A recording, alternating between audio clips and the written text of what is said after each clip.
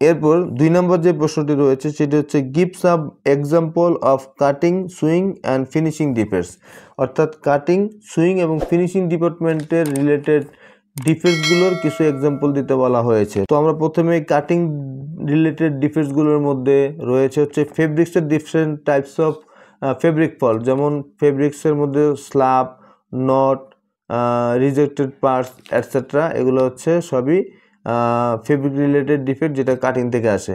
এছাড়া আছে cutting mark, displace, shape uneven, shading, fusing mark or glue mark, bubbles ইত্যাদি, এগুলো হচ্ছে সবই কাটিং থেকে আসে। এছাড়াও কাটিং পার্টস অনেক সময় প্রিন্ট অথবা এমব্রয়ডারিতে যাওয়ার পরে প্রিন্ট এবং এমব্রয়ডারি হয়ে এসে সেটা কাটিংয়ে চেক হয়ে সেই প্যানেলগুলো আমরা সুইংয়ে প্রদান করে থাকি।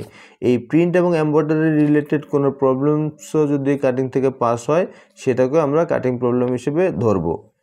এরপর সুইং রিলেটেড ডিফেক্টসগুলোর মধ্যে রয়েছে broken stitch, open stitch, skip stitch, down stitch, split, puckering, number mistake etcetera, যতগুলো প্রবলেম রয়েছে সবগুলো হচ্ছে সুইং রিলেটেড প্রবলেম। এরপরে ফিনিশিং রিলেটেড ডিফেক্টসগুলোর মধ্যে রয়েছে uncut thread, loose thread, dust, spot on garments, magic পেনের mark, iron problem, level mistake, price tag mistake, ratio mistake অর্থাৎ প্যাকিং ইরর্স অ্যাটসেট্রা ইত্যাদি, এই সকল ডিফেক্টসগুলো হচ্ছে ফিনিশিং রিলেটেড ডিফেক্টস। সো আশা করছি আপনারা এখান থেকে বেসিক জিনিসটা জানতে পেরেছেন। এরপরে বিস্তারিত জানার জন্য আমার প্রিভিয়াস ভিডিওগুলো আপনারা দেখে আসবেন।